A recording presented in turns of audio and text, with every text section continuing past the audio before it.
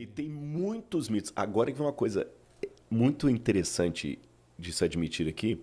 Você falou assim, olha, eu sou ateu, não entendo nada de Bíblia. Mas você sabia que alguns... Eu tenho essas pesquisas até naquele livro que eu te dei, O Ceticismo da Sim. Fé, que ateus têm tirado maiores notas em conhecimento bíblico do que cristãos nos Estados Unidos e algumas partes da Europa. É mesmo? Ó. Por quê? Isso aqui até eu estou aproveitando o seu espaço aqui para chamar a atenção daqueles que estão assistindo a gente, que são crentes. Se você não estuda a sua Bíblia, você vai começar a falar bobagem em nome da Bíblia. Ah, sim. O Chesterton dizia o seguinte, quando você não acredita em Deus, você pode acreditar em qualquer bobagem. Eu vou parafrasear o Chesterton. Chesterton foi um intelectual católico. Se você não é cristão e não estuda a Bíblia como deveria, você também vai acreditar em qualquer bobagem. E Sérgio, eu vou falar uma coisa aqui, mesmo você não conhecendo a Bíblia, você vai conseguir perceber o absurdo das respostas. Eu tenho tudo isso em pesquisa do Pool Forum e também de um outro instituto lá, que agora me fugiu o nome, mas o Pool é um dos principais dele, faz pesquisa sobre conhecimento religioso. Pena que isso é mais nos Estados Unidos do que aqui.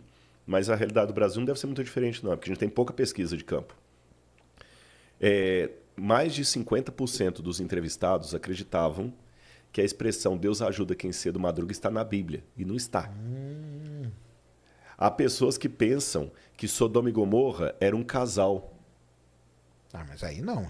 Aí até eu sei mas que não. 13% de pessoas religiosas, e as pesquisas tabuladas, tá? Nível superior, crianças, tudo, acreditando que Sodoma e Gomorra eram duas mulheres. Tinha gente que não sabia que o Sermão da Montanha estava na Bíblia. Tinha gente que achava que o evangelho de Tomé é um dos evangelhos da Bíblia. Isso é uma coisa assim, tão absurda. Então, nós estamos vivendo hoje, com muita tristeza no coração que eu tenho que admitir isso para você.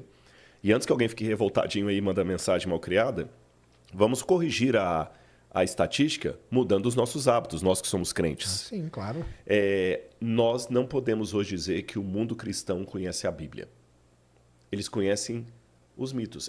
Esse, na verdade, é um fenômeno que não é só do cristianismo, É isso que eu ia não. até te perguntar, porque talvez aí do seu lado, né?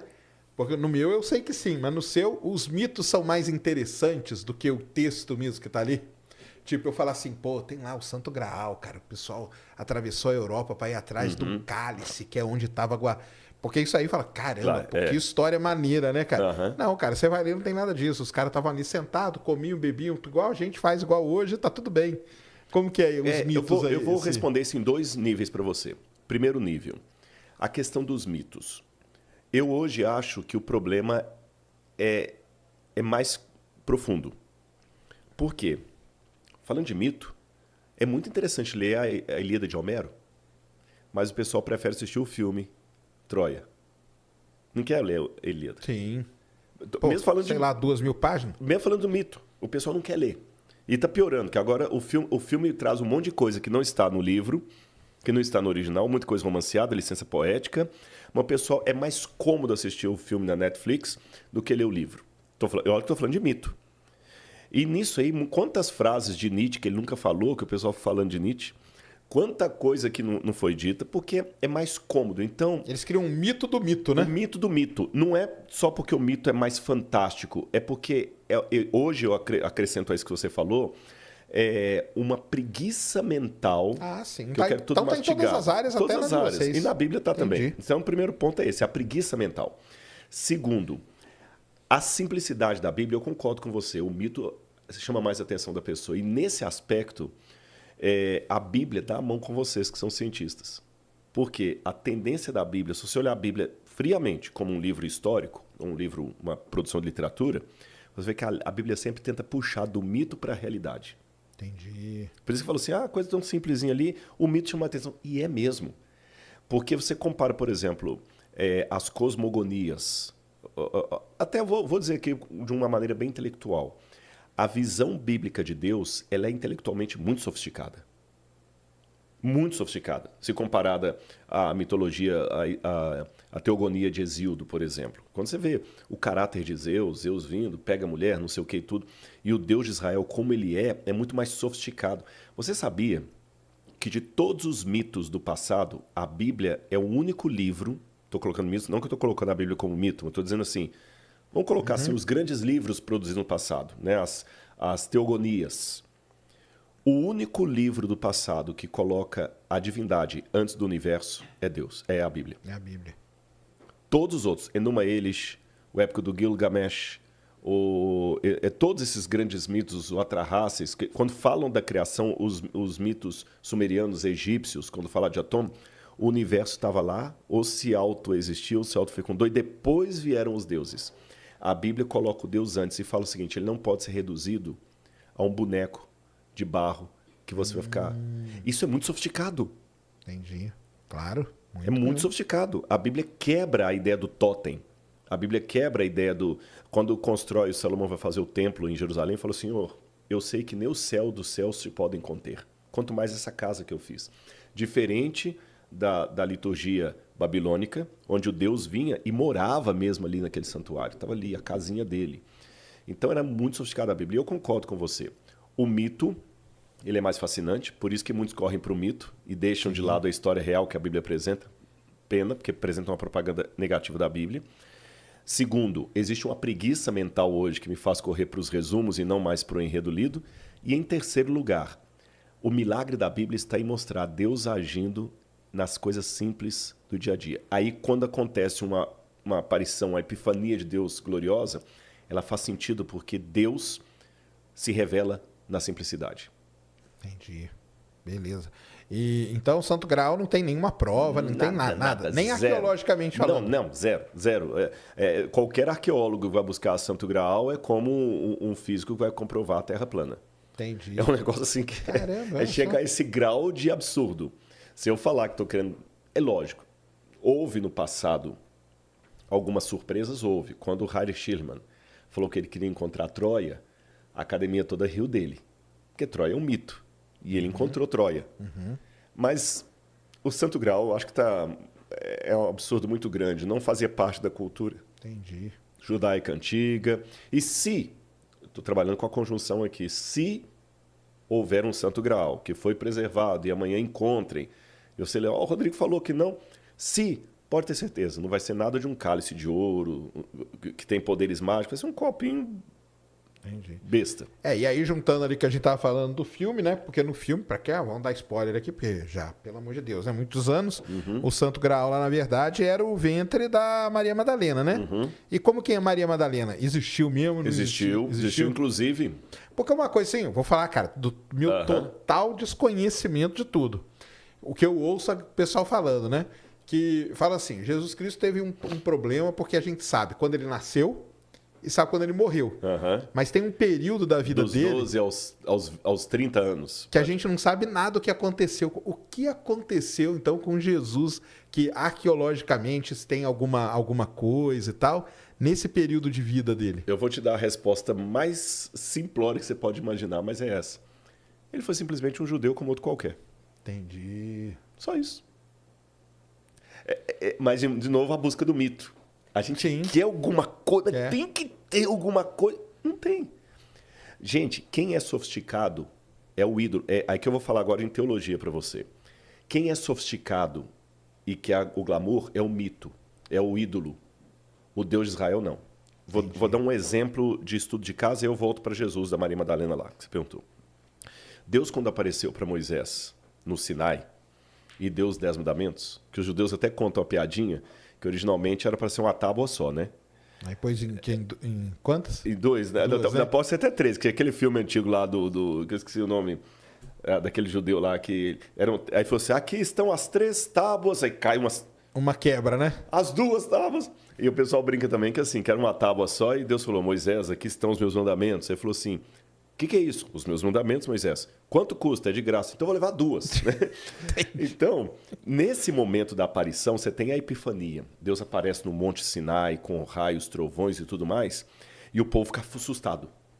Aí Deus vira para Moisés e fala assim, Moisés, faz uma barraca para mim lá no meio do acampamento, que eu vou ficar no meio do povo ali. E o santuário, que o primeiro templo judeu, era um negócio besta, pequeno, besta no sentido de simplicidade. Não tinha nada parecido com o templo de Karnak, com os templos babilônicos, os sumerianos, Coisa simples. Então Deus foi sempre bem simples. Quando o verbo se fez carne e habitou entre nós, que é Jesus, ele se encarnou num bebezinho. E Jesus se tornou homem mesmo. O menino Jesus fez cocô na fralda, arrotou, vomitou. Era um ser humano, né? Ser humano. E ele, nesse período aí, com exceção dos 12 anos, que eu posso colocar desde a infância até a fase adulta, que o único episódio que a Bíblia conta é a ida de Cristo aos 12 anos no templo, que alguns pensam que foi o bar mitzvah de Jesus. Embora, bem da verdade, o bar mitzvah hoje é com 13 anos completos, mas nós não sabemos até que ponto isso é uma tradição rabínica posterior, e na época de Jesus era com 12 anos. Certo. Só. E não tem nada, é porque não tem nada. Você entendeu? Entendi. Mas tem que tocar? Não, não tem. Ele simplesmente trabalhou lá na carpintaria, andou em Nazaré. Talvez era uma pessoa de um caráter mais elevado, que agora eu já estou especulando, mas com base em alguma possibilidade. Foi vítima de inveja, de bullying dos outros que queriam fazer coisa errada, ele não. Até que o dia ele vai ser batizado por João Batista e aí a história continua. Mas você perguntou da Maria Madalena, você ia fazer uma questão sobre ela. Não, é que o pessoal fala da Maria Madalena lá, né? Que ela... tem que ter também um romance de Jesus com Maria Madalena. Que foi, e aí dali saiu uma linhagem. Que foi para a França, para a Gália. Os templários que protegiam, né? Exatamente, tem toda essa história, né? Os merovingios que a protegiam. Na França até hoje existe. Eu escrevi um livro agora sobre Maria Madalena. Vai ser lançado ano que vem pela editora Planeta. Vou te mandar um na época. Mas aí, a verdadeira história. Eu falo assim, porque tem a parte, o que está escrito na Bíblia. Na Bíblia, primeiro, tem alguma coisa escrita sobre ela. Uhum. E arqueologicamente, você consegue comprovar alguma coisa disso ou não? Até agora, arqueologicamente falando, eu consigo comprovar o contexto de Maria Madalena, certo, cultural e histórico. Mas legal. fora da Bíblia, nós não encontramos nenhuma prova arqueológica dela. Fora da Bíblia. Você entendeu? Consigo achar o contexto. Esse é um problema da arqueologia, Sérgio. Seja ela arqueologia bíblica, grega, até a do Brasil. Uhum. Nós trabalhamos com fragmentos de história. Sim. É um pedacinho do quebra-cabeça, né? Vamos falar, os evolucionistas mesmo, com relação aos fósseis humanos. Sim, é uns pedaços, né? É uns pedacinhos, é um aqui e outro lá. Agora acharam mais um, né? Eu vi hoje na reportagem lá. Estão datando 300 milhões de anos, se eu não me engano, e tal. Pequenininho, às vezes um pedaço num occipital, alguma coisa assim. A arqueologia é a mesma coisa, a gente não encontra o quadro completo. A gente encontra fragmentos e tenta reconstruir a história. A Maria Madalena foi uma mulher judia, pelo que eu cruzo da Bíblia com o conhecimento da época, foi uma mulher de significância assim, cultural e até social muito elevada. Por quê? Naquele tempo, o sobrenome da mulher vinha das seguintes maneiras. O nome do pai dela, fulana, filha de Beltrano. O nome do marido dela, depois que elas casassem. Tem isso nos evangelhos. As mulheres que seguiam Jesus. Lá estava Maria, mulher de Clopas. Maria, mulher de Zebedeu. Exatamente, era o sobrenome. Entendi. Você entendeu? Até hoje, assim, por exemplo, é um pouco machista essa cultura ainda, né? A mulher ainda pega o sobrenome do marido, não o marido da mulher. Mas é que vem dessa coisa linha. histórica. Em espanhol, como, né? quando fala, por exemplo, o sobrenome, a mulher passa a ter o D. Por exemplo, a Ellen White, que é uma escritora americana adventista. Os americanos chamam Ellen White. No mundo hispano é Helena de White. De White, por causa do marido. Né? Uhum. Então tinha isso. Era o pai, ou o marido, ou o nome do filho. A mãe de fulano. Não tinha a ideia de dar sobrenome da mulher, a origem dela. Então tem Paulo de Tarso. Mas não existe Paula. Mas e Maria de Nazaré? Não tem na Bíblia a expressão Maria de Nazaré. Isso aí foi uma coisa Maria, que a gente colocou. mãe de Jesus. Foi a gente colocou. Sabemos que ela era de Nazaré. Mas na Bíblia não tem a expressão Maria de Nazaré, porque eles não falariam assim naquele tempo. Só que ela é Maria Magdalena. Provavelmente Maria da cidade de Magdala. Olha que legal. Então ela quebrava o estereótipo da época. Entendi. Ela quebrava o estereótipo da época. Aí eu fiz toda uma investigação. Então ela era, assim... Tinha posses. Ela era uma pessoa importante ali e tudo. Agora, mito. Ela não foi prostituta. Sim, que é isso que eu falo, né? Foi o Papa que colocou isso mais tarde. Mas por que quiseram meio que... o quê? Quiseram acabar com a imagem dela e tal? Por quê? Aí tem várias histórias. Mas Jesus chegou a conhecer ela, será? Sim. Ela esteve com Jesus. E ela foi uma das seguidoras de Jesus. Olha só. Ela foi uma das seguidoras de Jesus. Mas aí se ela tinha posse... Jesus era uma pessoa humilde, Humilde, né? sim, exatamente. Por que será que ela foi seguir? Ela era uma pessoa muito mais posse, você acha? Sim, com mais posse, você fala? É. Sim. E acabou seguindo. Acabou seguindo. Muitos deixavam cara. tudo para seguir um rabino, era típico da época. Você deixa para seguir o rabino e você até ajuda ao movimento com suas posses. Como os apóstolos também. Pedro era pescador, largou para seguir Jesus. E assim foi, você entendeu? Entendi. Então, assim, muitas pessoas acabavam deixando isso e seguindo a Cristo. E ela foi uma discípula. Tem uma expressão na Bíblia interessantíssima, que Jesus vai até a casa, porque aí tem duas opiniões. Uma que Maria Madalena seria uma, Maria, irmã de Marta e Lázaro, é outra. E eu cheguei à conclusão que é a mesma mulher. Ah, é? É a mesma mulher. Isso aí como? Arqueologicamente? Arqueologicamente, Olha, exatamente. O que você achou pra... Na verdade, assim, existe uma arqueologia do texto também. Sim. Você entendeu? Aí a gente vai fazendo o cruzamento, que um evangelista dá um detalhe, outro dá outro, e você vai cruzando, cruzando, cruzando. E, por exemplo, um fala que a mulher que ungiu Jesus é aquela que deveria ungí-lo no dia da morte dele. Para que você veja. Aí, depois da morte dele, quem vai aparecer para ungí-lo é Maria Madalena. É, Maria Madalena, tava lá, né? Estava lá. Então é a mesma. E aí fala que quando Jesus foi à casa lá, falou assim, e Maria aprendia aos pés de Jesus. Essa expressão aos pés de Jesus, reclinada aos pés, olha a expressão idiomática. Era uma expressão para aluno-professor. O Paulo de Tarso, Entendi. quando fala da época de academia dele, falou assim, Paulo aprendia aos pés de Gamaliel. O Talmud, que é um documento judaico, fala o seguinte, feliz o aluno que se cobre pela poeira dos pés do seu mestre. Então, o fato dela estar aos pés de Jesus, ela era discípula de Jesus. Uma dos Talmidim, dos discípulos. Isso quebrava o paradigma da época. Porque eram só homens. Só homens. Caramba.